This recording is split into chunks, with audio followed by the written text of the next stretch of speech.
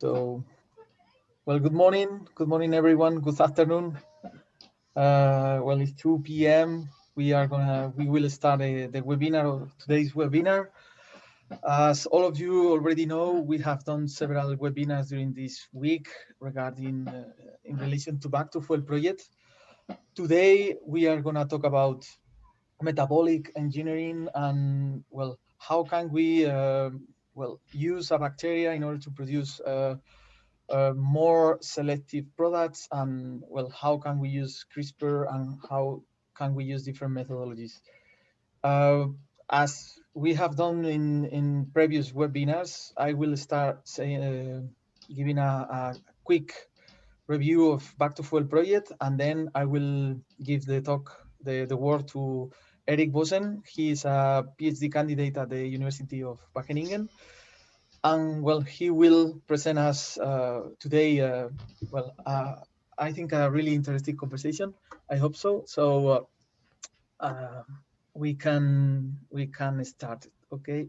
So I will share the screen, and we go.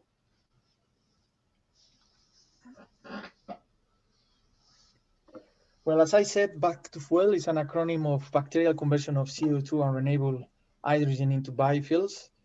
Okay, the aim of the project is an European project funded by the Commission. The idea is to demonstrate at TRL5 the possibility to produce biofuels from water, CO2, and sunlight by using different two methodologies.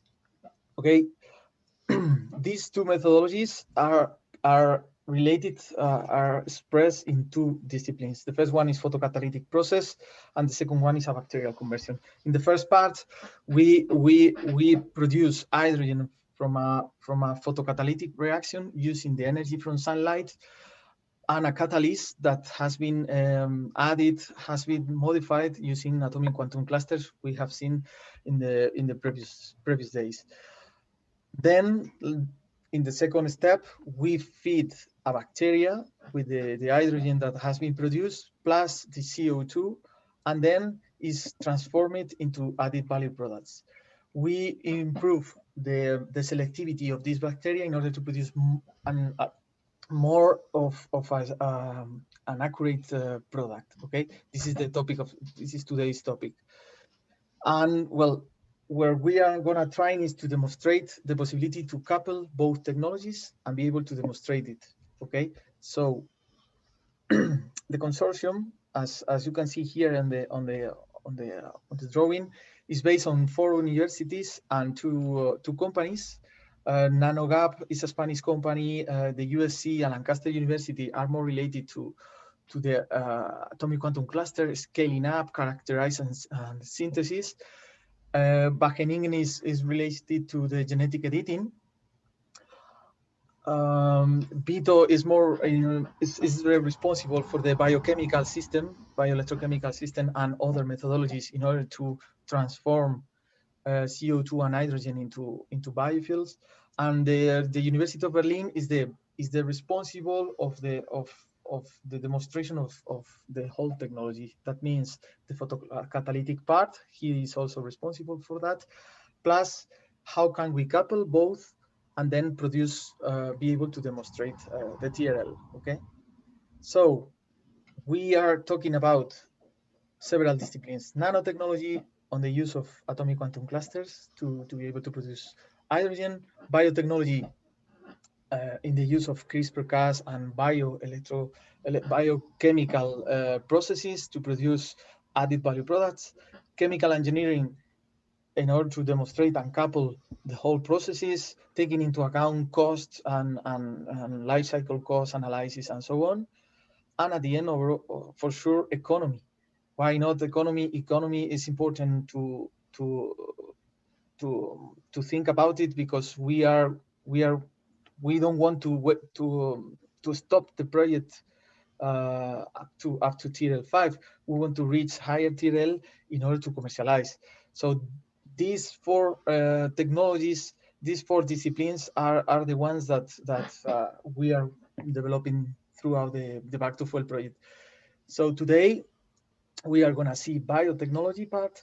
We start from this, and I will give you the floor, Okay, Eric, you can start Yes. by saying your presentation, okay? Yes. I hope you can all see my my slide, or my first slide. Yeah. Yeah, to introduce myself real quick, I'm Eric Vossen. I'm a PhD working at Wageningen University on the project of Back to Fuel. And today I would like to introduce a little bit into the topics of metabolic engineering of acetogens, which are the organisms which are able to produce fuels from H2 and CO2 as substrates. And I wanted to start with showing you a little bit where we are situated within the Netherlands. So on the left you can see that we are kind of central in the Netherlands, and on the right you can see a picture of our campus. It's a little bit outdated. It's like a year old, I would say. A few more buildings have been added, but yeah, that's how the Netherlands look for the people that haven't been here yet. And basically our university has as a motto to explore the potential of nature and thereby improve the quality of life. And the Wageningen University was a former agricultural university focused on education and research. However, we also expand into many other disciplines recently. Within the Back to Fuel project, we are busy with engineering microbes to improve the process of conversion of H2 and CO2, so carbon dioxide and water, hydrogen gas, into value-added products, as Ignacio already mentioned. And I will have similar slides for the beginning of this presentation, just introducing the Back to Fuel project in general, and then the Wageningen University side of the project. So as Ignacio already mentioned, we would like to make use of light in combination with atomic quantum clusters to generate hydrogen gas, and then combine the hydrogen stream together with a CO2 stream to reduce the carbon dioxide to more valuable products like alcohols. And especially we would like to aim for longer chain alcohols. So the prime example would be ethanol as a 2-carbon length alcohol, but the longer the alcohol, the more interesting in principle you can consider it. So butanol and hexanol would be extremely interesting for us. Of course, I'm not doing the work on my own, especially also not from the VUR part of sites. We have, or I've Serve Kengen and Real Wastehuis, my supervisors, and also Camilo, work together with me on this project, and it's I think a very nice team to work with, especially because of our different specialties. So what's more specifically the task within this project? And we've shown you already that H2CO2 would kind of be our substrates to start with. We would like to feed that to a microbe, which then converts it as selectively as possible into ethanol or butanol. And this is a very iterative process. Of course, you look beforehand what is there already in terms of research, and what is there already in terms of organisms and their metabolic potentials. However, still a lot of designing, testing, building, and redesigning and retesting is required to end up at a strain which is able to produce a product which is maybe beforehand not been able to produce. And we started this project by, of course, looking first into what kind of microbes could do this job for us. And when you look into nature, where you would find these kind of conditions, where organisms that have these functions would grow, then you, of course, you look for something where it's enriched in hydrogen gas or CO2. And the organisms that are found in these environments are called acetogens. The acetogen, or the places where these kind of microbes are found, are usually anaerobic, and examples would be duck pond sediments, or even animal intestines like duck intestines, rabbit intestines. So anaerobic environment where fermentative processes are going on. And within these environments, you would of course also find other organisms like methanogens, which then produce a different variety of products. The organisms that we are most interested in and that can do these functions very reliable are called Clostridia. And I've listed here on the right 3 Clostridia that I want to go a little bit more in depth in this presentation, not too much, but these are going to be our 3 main examples on the hand of which we try to explain how we approached this project. The first one that I just want to touch on very briefly is called Clostridium jungdali. It's the most simple of the 3 organisms that I just listed, and it makes mostly acetate, so not as much ethanol. So in general, it produces more acids than alcohols, which is of course not super interesting, or it's not a good standpoint to start from. But there was already a lot of research done on this organism, and there's a lot of information available. So this would be an easy start point because there was already a lot of work done prior. This how Clostridia look, or in general, how you would imagine this in an electron microscope picture. Next one, which is a little bit more advanced in terms of it has better capabilities from the get-go, would be Clostridium autoethynogenum. It makes already good amounts of ethanol, which give a good starting point, and there are already genetic engineering tools available for this organism. So if you think about the whole process of developing a new strain, which is better at something than others, you would need tools to engineer and modify these organisms. And those are already available for these 2 organisms. The last one that I wanted to touch on is called Clostridium carboxylivorans. This organism basically has the same features as both before, so it makes already acetate and ethanol. However, this organism has a much bigger metabolic capacity, so it's also able to produce butanol and hexanol naturally, which is really rare, especially if you are looking for an organism which is at the same time also able to grow on hydrogen and CO2. However, for this organism, there are no engineering tools available yet. It has already been done, or people have already transformed and introduced new DNA into this organism, however, always on a more temporary basis, and nobody yet has been able to produce a new strain, meaning a genome engineered strain. These organisms at the same time also represent a different kind of approach that you could take for engineering microbes. One of them would be more of starting from an organism which has a basic set of genes and thereby capabilities, and you try to improve it. You add certain features, you add additional genes, and thereby you give it new functions. The other one would be more a top-down approach. So you take an organism which is already very complex and has a lot of things that it can do and products it can make. However, then you only need to delete a few genes, and that usually is much easier to do using genome engineering tools, to delete a gene and just shut down a certain function than to introduce a gene and make it being expressed in the right amount. If you think about these microbes, where did they come from anaerobic environments, and if you want to work with those, you also have to constantly establish an anaerobic environment. Meaning, I'm gonna show a few more pictures on the slide, and basically I want to go through the different kinds of equipment that you use to cultivate those organisms when you want to work with them. And for example, what a lot is done in microbiology is you pipette things around.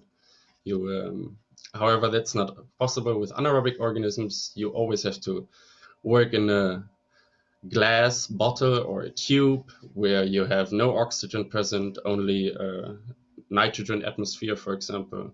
And you grow these organisms in these bottles, which you can then, for example, shake to increase the gas transfer.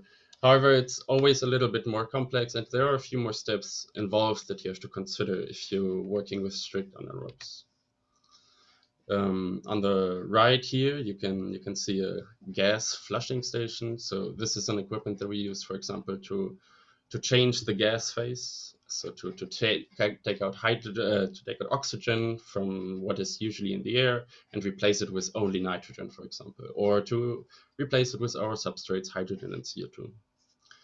This would be a reactor setup. So the reactors that we use to cultivate these organisms, due to the fact that we are using hydrogen, it's dangerous to just use it in an open room, because there could be explosions happening when it is present also in combination with oxygen. So you have to do everything in a fume mode, and everything has to be very secure and safe if you want to work with hydrogen, for example, but also for carbon monoxide. Next to growing these cultures in liquid media, we also, of course, have to select colonies and all the traditional microbiology techniques. So also we have to pour plates, but then, of course, everything has to happen within these anaerobic tents. So you can see me and Ignacio over here on the right. This is a metal tent. So this is a metal containment where there is a strict environment without oxygen present. So you can open your cultures and you can actually plate without the risk of your cultures dying because oxygen might be entering. Okay, this is all good and fine. So we know that we have organisms that potentially can do the job that we wanted. We have all the equipment ready. Let's look at the theoretical part that's lying behind all of this. Because so far we've said, okay, these organisms can take up our substrate and convert it into products, and maybe even only the products that we want. But I'm going to give you a little introduction to the metabolism, and therefore touch a little bit more on the metabolic engineering part of this presentation by introducing you to the pathways that these Clostridia take. And on the top right here, you can see the two guys that started investigating this pathways a little bit more in depth. So Lars Ljungdahl worked on the methyl branch, while Harland Wood worked on the carbonyl branch of this pathway. And basically it looked like this. Don't be afraid. I'm going to guide you through this step by step. On the top here, you can see our substrates, hydrogen and CO2. There's also some CO2 going in here, but I'm going to touch on that within a second, or in a second. Basically, we're going to have a quick look at the conversion of H2 and CO2 to acetate. And you can see that these two compounds are entering this pathway, this metabolic route. Every arrow or every combination of arrows represents a reaction that's going on, usually done by an enzyme encoded in a gene in the genome of this organism. And the key player, if you're looking at these metabolic pathways, are usually the energy compounds that contain energy, like for example ATP, maybe, or most of you already have heard of this, I guess. So ATP is one of these energy carriers that organisms use to do a certain reaction on one place and then use the energy somewhere else for a different reaction. And if we look at this pathway, the first step is basically it uses up an ATP and produces ADP, which is less energetic. So this is a reaction that consumes energy. And on the other hand, all of these reactions at some point need a so-called cofactor, which helps do the reaction. Usually they interact with the enzyme itself, which is doing the reaction. And over here, you can see that for this whole pathway, we need 4 hydrogens, but only one of them is entering here. And that's due to a lot of other reactions taking place at the same time, which create these so-called redox factors, which are then in turn used as an energy carrier to do a certain reaction. So you can see energy is going into this pathway. Also, this is an energy consuming reaction where ferredoxin, reduced ferredoxin, also one of these energy carriers, is used to convert CO2 into carbon monoxide, which in turn is converted into acetyl-CoA.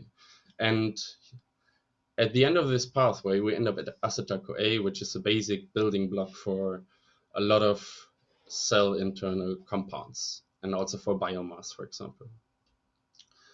If then acetyl-CoA is converted into acetyl phosphate and further into acetate, we get this one ATP that we had to introduce here back. So overall, if you would now put a line underneath and count all the ATPs that are put in and put out, you would end up at 0 so far. But a lot of the energy that's produced in these organisms is done via membrane potential. So the organism first pumps out hydrogen and then takes it back in and thereby produces ATP. So this is a basic concept of clostridial metabolisms, and they use electrons that they get from hydrogen and transfer those into another compound, which is then in turn used for a reaction, and in the end ending up in a product while still producing sufficient ATP to sustain growth. That was already a lot. If we now have a look at the next slide, it's even more. And basically the first slide was just the beginning, and it can become very complex very quick. However, the basic principles are always the same. You have energy carrying compounds which deliver the energy to the enzyme which does a certain reaction. Over here you can see the last bit of the last slide where acetyl-CoA is converted into acetate. So acetate is an acid. So if the organism produces acids, it produces ATP at the same time.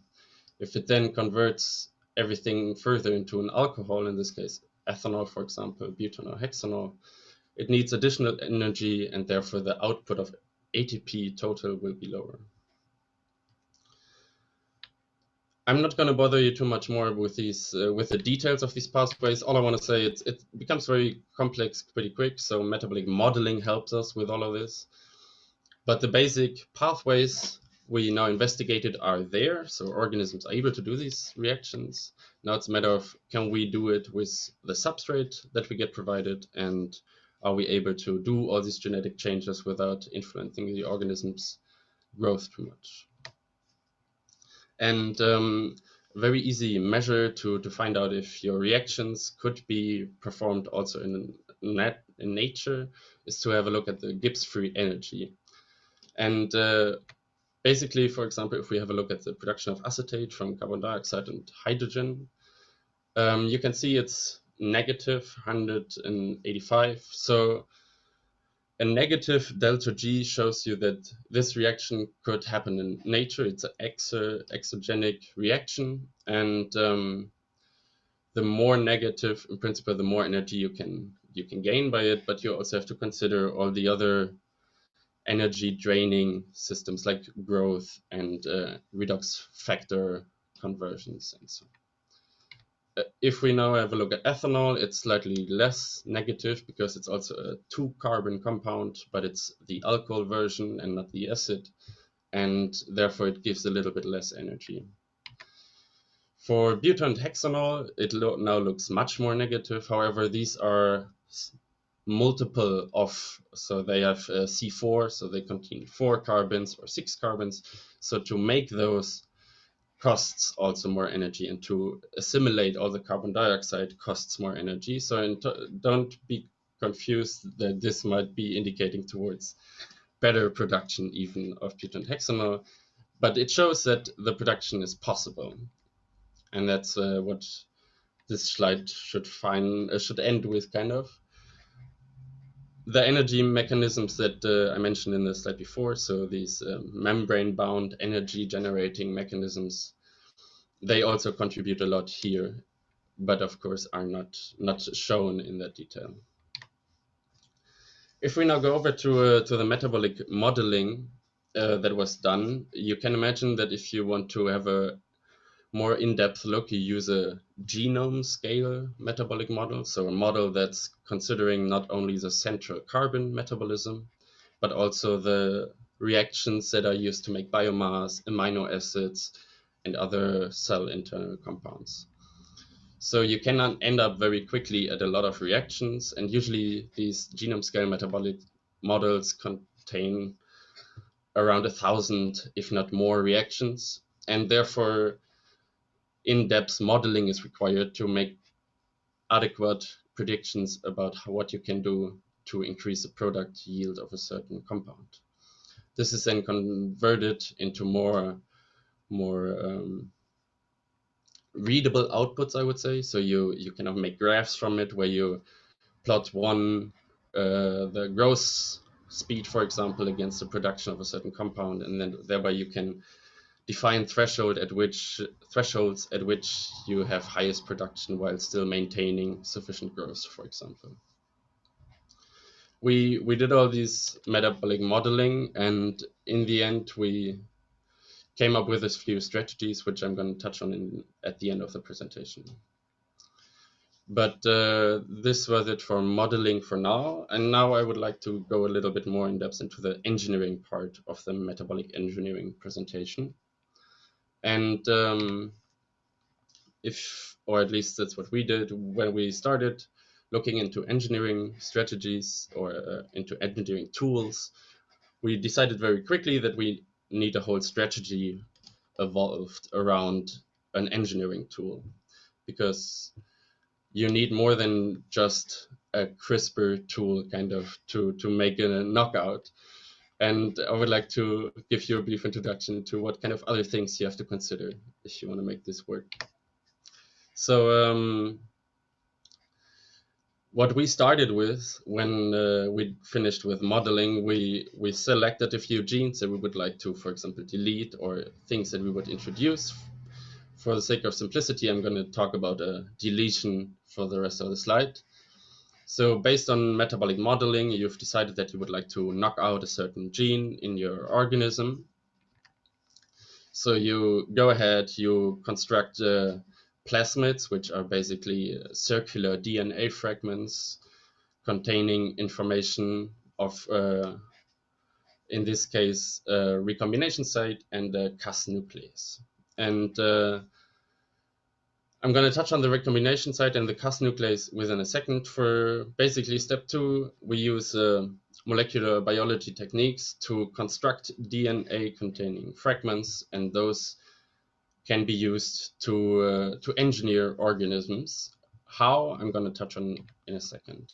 Next, you transform, so you transfer these DNA fragments, these plasmids, into your organism of choice, or in our case, an acetogen, and that you do via transformation. There are several ways of transforming organisms. The way that we do it is conjugation, and I'm also going to introduce that within in a second. After you've introduced your DNA that you designed prior into your organism, you thereby introduce a change, and after that change has happened, you use your CRISPR tool to select for the mutants that you want. Afterwards, you grow your new strain and you characterize it in the lab by, for example, growing it on the substrate that you would like to assess, and you look if you have actually changed something. I'm going to introduce 3 of the things that I mentioned on this slide: the recombination, the Cas nuclease, or CRISPR in general, and conjugation. I'm going to start with conjugation here.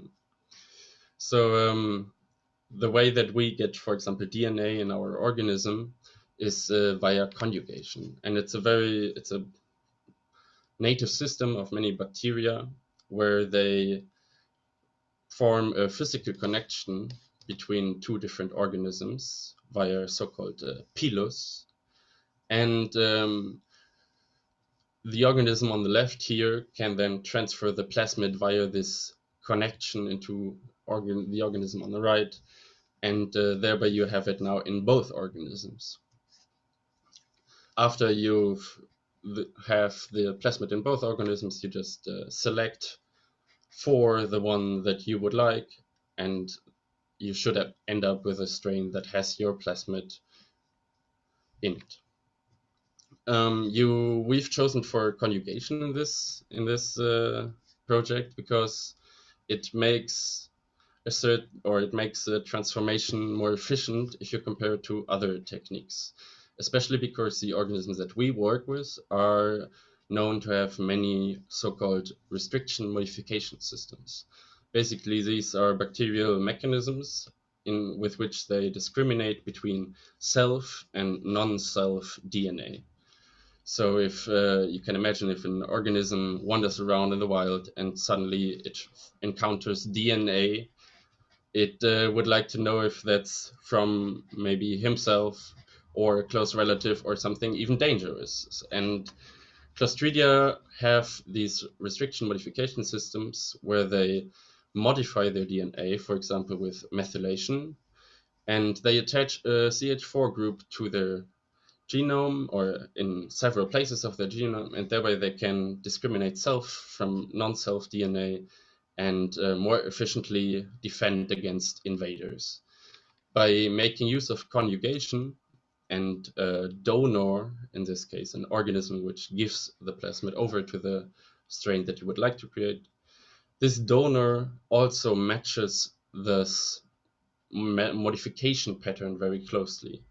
Thereby you increase the chances of the DNA being taken up and not considered as non-self and destroyed, and thereby you increase the efficiency of your transformation in general.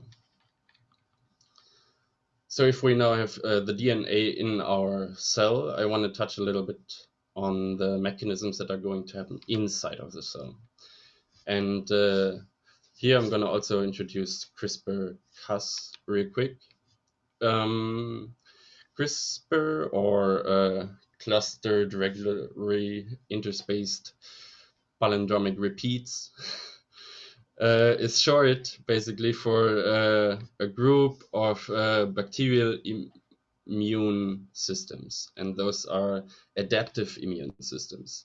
They can take up DNA of an invading virus, for example, cut it into very small pieces and integrate it in a memory or a library where it can then be anytime retrieved and compared to newly found DNA. And if the DNA in this library matches the DNA that the organism encounters, it can very quickly destroy this DNA even if it's present in bigger quantities.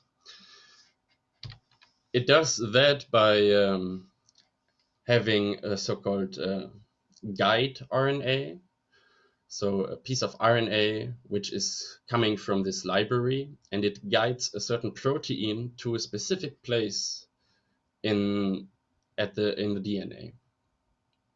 So it matches the sequences of this library connected to a guide to all kinds of sequences within the genome and or within DNA that it encounters.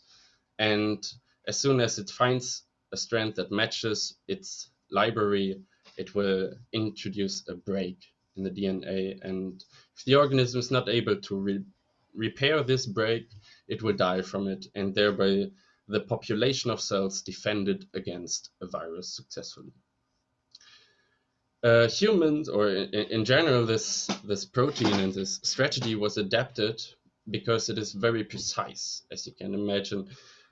It has this guiding RNA, which has to match entirely or to a very big percentage to be able to introduce this mechanism of cleavage. And also it needs a certain protospacer adjacent motif, it's called also, or PAM, and that also has to match. So there are several criteria which with the organism confirms that what it has encountered is actually the DNA that it would like to cut. And this cut is also extremely precise, which led to the idea of using this protein to introduce breaks in DNA where you would like. By providing it with the correct library, you can target these proteins to a very specific position and introduce a break there. In the organisms that we work with, we make use of the homologous recombination that happens naturally between DNA fragments and the genome, as long as the DNA fragment is not destroyed in time. I try to represent it on the left here. You can consider a genome of any bacterium, and if there is enough homology with a certain DNA fragment, in this case a plasmid, then it can recombine. It can introduce or excite a certain part of the genome, and thereby you can end up with two different kinds of genomes after this recombination event. You can either have the part that was in between these two regions deleted, or it is still there. If you then apply CRISPR to specifically target this intermediate region, it can only cleave the genome of, in this case, the lower organism, and the upper organism will stay intact and survive. This is what we call the counter selection method. So we introduce a change by homologous recombination first, and then afterwards we destroy or delete all those from the pool that have not undergone this change. Thereby we use CRISPR-Cas counter selection as an engineering tool in our organisms. The last but not least crucial part of this integrate mechanism of counter selection with CRISPR-Cas is the control of expression. And you can imagine that these proteins which cut DNA, if they would just run loose within the cell, they could cause a lot of damage. And therefore, controlling the activity or the expression of these proteins is very important. In the organisms that we are working in, these Clostridia, it's not as easy to control it because there are no inducible systems. And therefore, we make use of a secondary RNA structure, which is based on a paper published by the Minton Group, 2019, I think it was. Basically, you mask certain parts of your RNA, which are important to create a functional protein, and only upon an addition of a certain compound, this the RNA strand relaxes, and you get functional expression of a protein. Okay. If we now talked a lot about the techniques that we used in this project, or we're still using in this project. And last, I want to briefly touch on a few strategies which are more specific to the Back to Fuel project. So the production of longer chain alcohols from H2CO2 using metabolic engineering, looking more in depth on the pathways. We have several strategies which we could use. We could use this organism, Clostridium autogynous, and try to improve ethanol production. We could try to introduce new pathways to produce also butanol, or we choose more for the top-down approach and we go for an organism which has all these pathways already and remove the byproducts. The first one would be a simple deletion of one of the genes which is responsible for alcohol production in this organism. And basically, this would be an approach where we delete a pathway which is less energy favorable, and thereby try to force the organism to take a pathway route which is more energetically favorable because it's able to generate more ATP. The second one would be to introduce a lot of genes into this organism. However, as I mentioned briefly on one of the other slides, introducing genes and expressing them functionally is quite difficult, and therefore this is also a more difficult approach. And the last approach that I mentioned, or the third one, would be to remove byproducts. For example, in this case of Clostridium carboxylivorans, we could remove the complete pathway of two carbon, so ethanol and acetate, or we could, similarly to the slide before, try to restrict it to a very energy efficient pathway. We are making use of all these strategies and tools at the moment, and still we are improving on them. As I mentioned before, it's a more iterative process, and we have very interesting results coming up. And as soon as the strains are ready, we're going to send them to our collaborators for more in-depth testing. And with this, I've reached the end of my presentation, and I'm curious for your questions. Okay.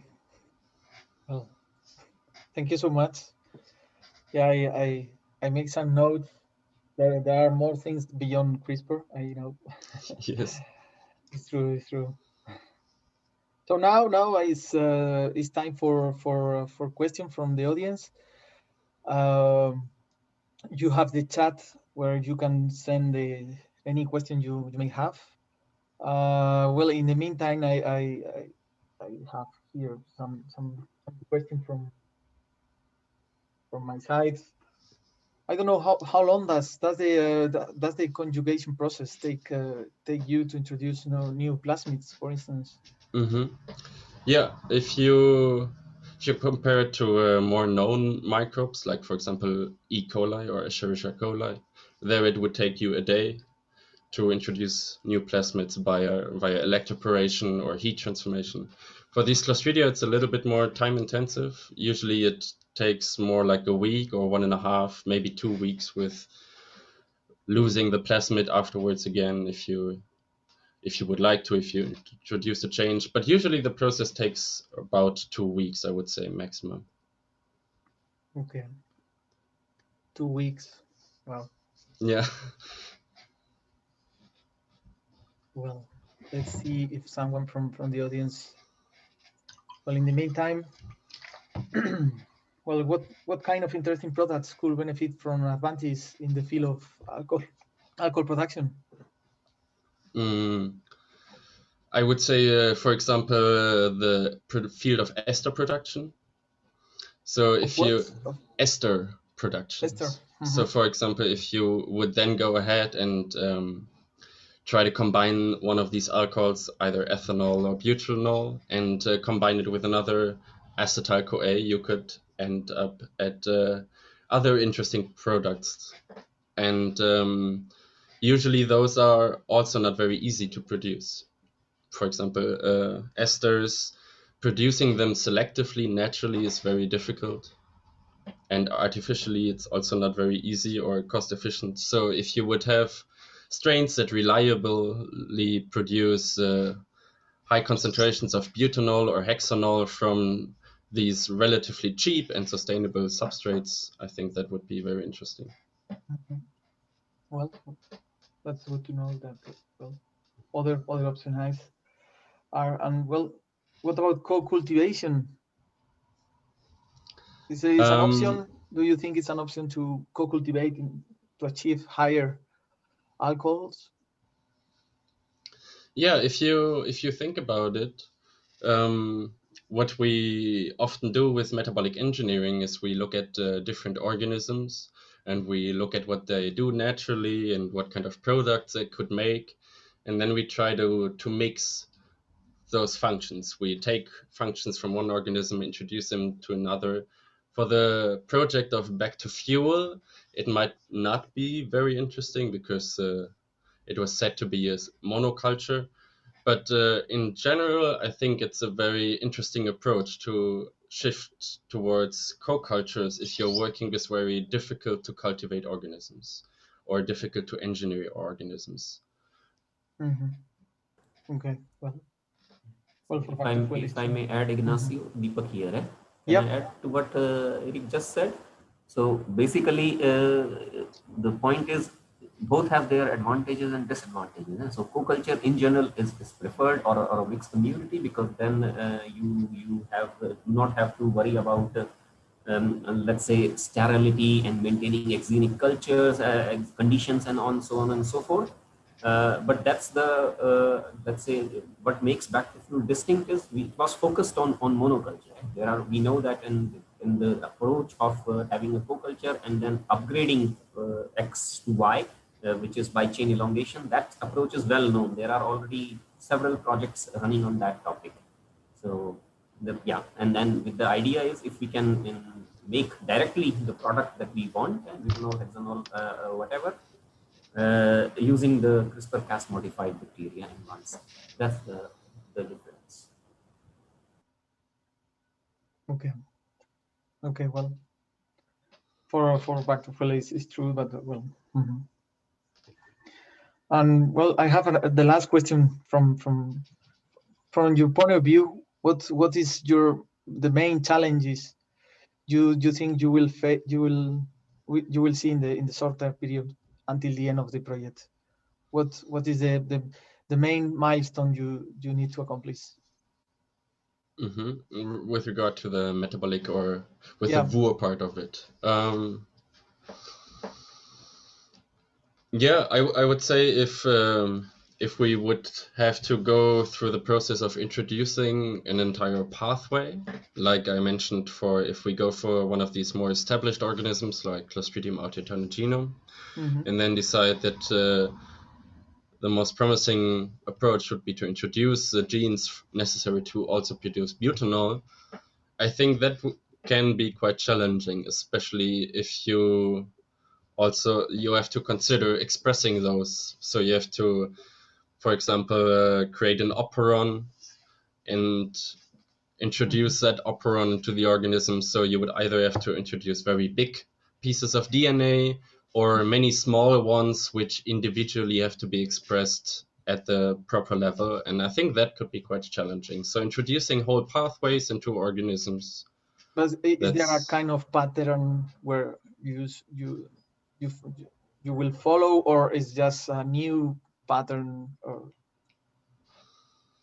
I would say there are approaches to introduce pathways into organisms, but I don't think that